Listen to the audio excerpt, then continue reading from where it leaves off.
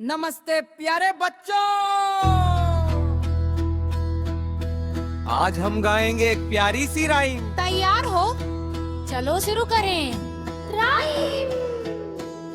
सुबह हुई, सूरज आया, सोने जैसा उजाला लाया। चिड़िया बोली चिंग चिंग चिंग, उठो बच्चों हंसो सभी। आओ मिलकर ताली बजाएं,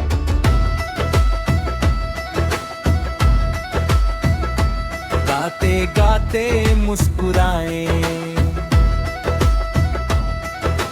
1 2 3 4, खुशियों से भर जाए संसार। लाल सेब और पीला आम, दोनों हैं सेहत के नाम।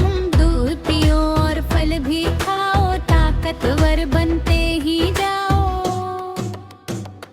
तितली रानी रंग बिरंगी, फूलों पर वर उड़ती चंगी। नीला पीला लाल गुलाबी, दुनिया कितनी है लाजवाबी। चलो गिने अब प्यारे तारे, 1 2 3 कितने सारे। 4 5 6 7, सीखो बच्चों हर दिन नई बात। बारिश आई रिम झिम, मेंढक बोले टर टर टर।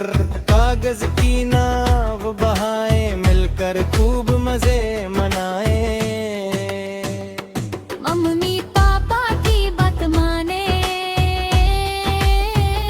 सबका आदर करना जाने। सच बोले और प्यार लुकाए, अच्छे बच्चे कहलाए।